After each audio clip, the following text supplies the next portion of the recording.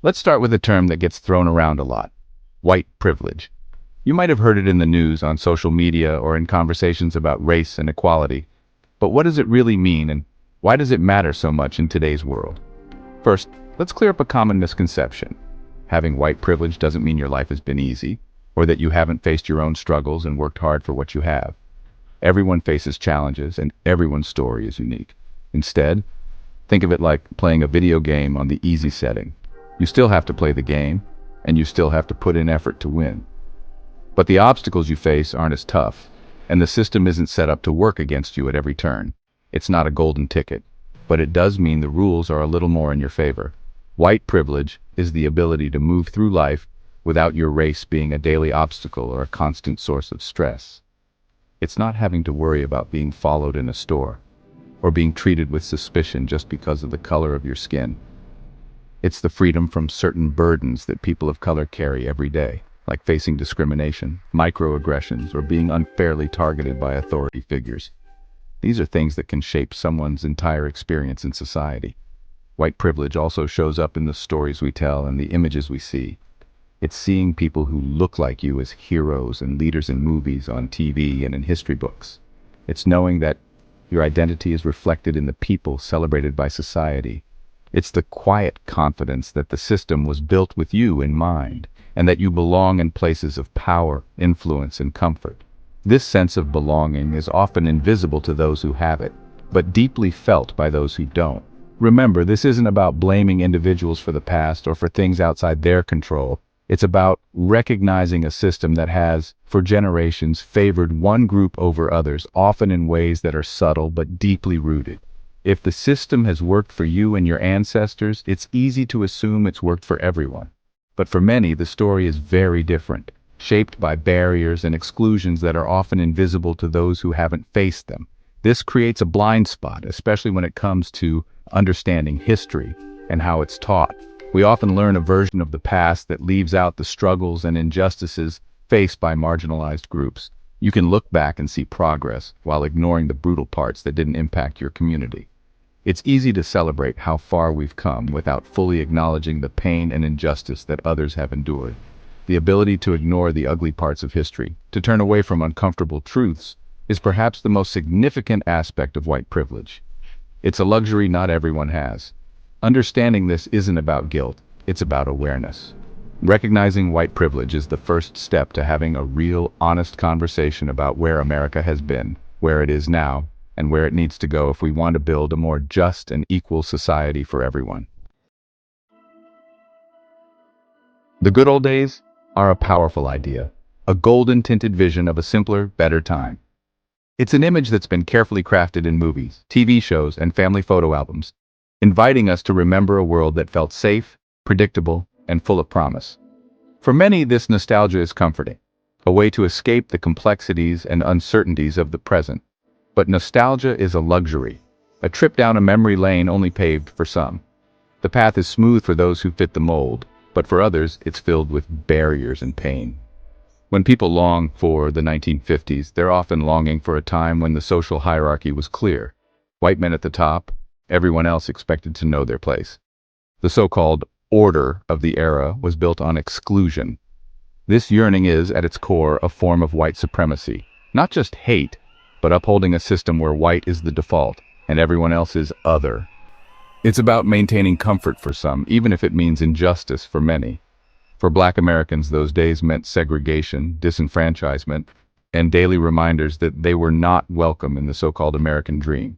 For Indigenous people, it was forced assimilation, land theft, and the erasure of culture and identity, trauma that echoes through generations. For Asian and Latino Americans, it meant exclusion, exploitation, and being treated as perpetual outsiders, no matter how long their families had called America home. The simplicity of the past was built on the oppression of millions, on silencing voices and denying rights to entire communities. Challenging the Golden Age myth isn't about ruining memories. It's about asking, good for whom? Whose comfort are we protecting? And at what cost? This narrative frames equality as a loss for white people, instead of a win for everyone. But true progress means expanding the circle of belonging, not shrinking it. It's a dangerous fantasy that erases suffering to preserve comfort, and it keeps us from building a future where everyone can look back with pride. We need to see the past for what it was, not just for a privileged few, but for everyone whose stories deserve to be remembered and honored. America's story is often told as a steady march toward freedom and justice, but for many, history feels more like a roller coaster of struggle and resistance. While the Founding Fathers wrote about liberty, they enslaved hundreds of thousands. Westward expansion meant the forced removal and genocide of indigenous nations. Laws like the Chinese Exclusion Act institutionalized racial hierarchy. Even in the Golden Age, black veterans were denied benefits that built white wealth. For every celebrated moment, there's a parallel story of exclusion and injustice. There isn't one American story. There are many, and some are defined by survival against the odds. Recognizing these timelines is essential to understanding our present. You can't understand America without understanding slavery. For 246 years, the economy was powered by the stolen labor of enslaved Africans. They were treated as property, families torn apart, and cruelty normalized for profit. The brutality was total: physical, psychological, and emotional domination. The end of slavery didn't end oppression, it just changed form. Reconstruction's hope was crushed by violent backlash, leading to Jim Crow. Black codes and sharecropping trapped black families in cycles of poverty. The legacy of slavery is visible today in the racial wealth gap. Generations of free labor for white people and zero opportunity for black people created a massive economic chasm. Starting a race 250 years behind with hurdles in your lane explains today's inequalities. Ignoring slavery's role is ignoring the roots of our current problems. It's the original sin that still shapes America. America's westward expansion is often romanticized, but it erases those who were already here. Hundreds of sovereign indigenous nations existed long before pioneers. Expansion was violent conquest, ethnic cleansing, and land theft. The U.S. government broke nearly every treaty it signed with native tribes. Military force pushed indigenous people onto barren reservations. Boarding schools aimed to erase indigenous identity, inflicting deep trauma. Today's struggles in native communities are the direct result of these policies. The myth of the American West hides a brutal truth. The nation was built on stolen land and broken promises. After slavery, black Americans faced nearly a century of Jim Crow apartheid. Separate but equal was a cruel lie. Everything was divided by race, but never equal. Black schools and hospitals were underfunded and neglected.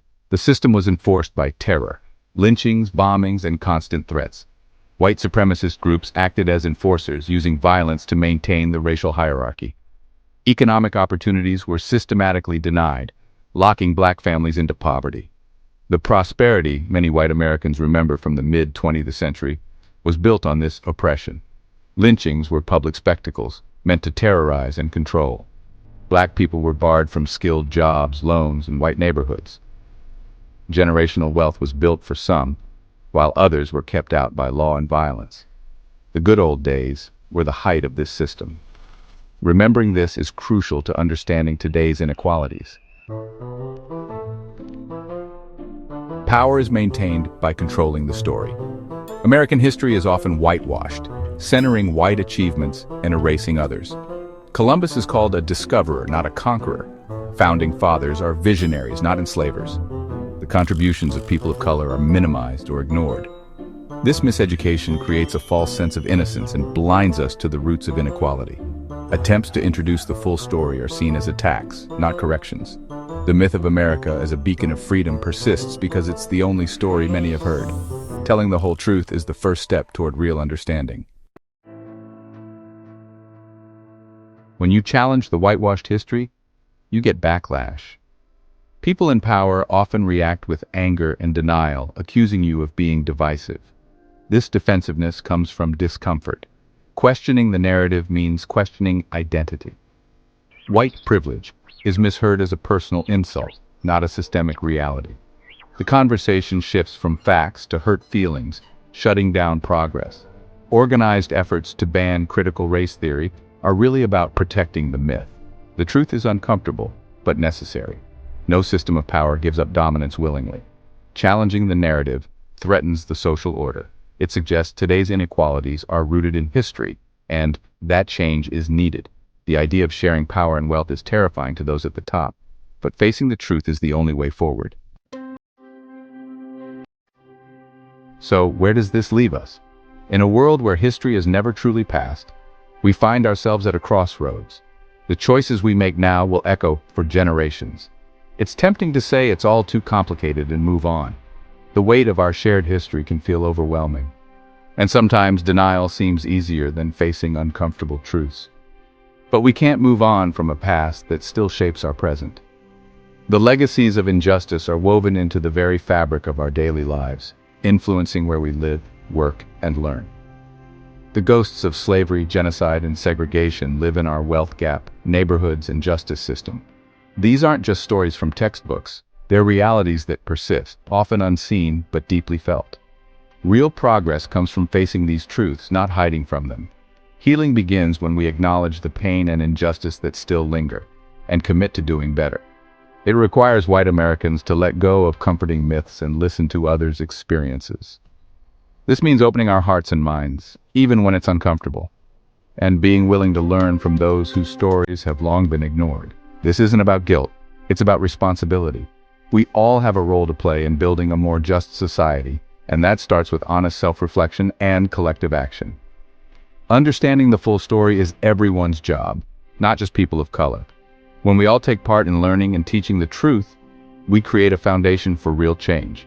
It starts with education, honest conversations, and challenging old narratives. We must be willing to question what we've been taught and seek out the stories that were left out.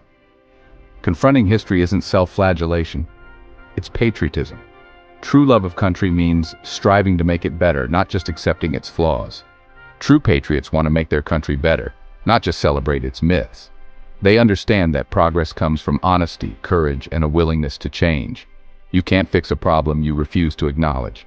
Only by seeing clearly can we begin to heal and move forward together. By telling the unvarnished truth, we can build a truly equitable future. Each step we take toward honesty brings us closer to justice for all. That's a future worth fighting for, a future where everyone belongs, and where our shared story is one of hope, courage, and unity.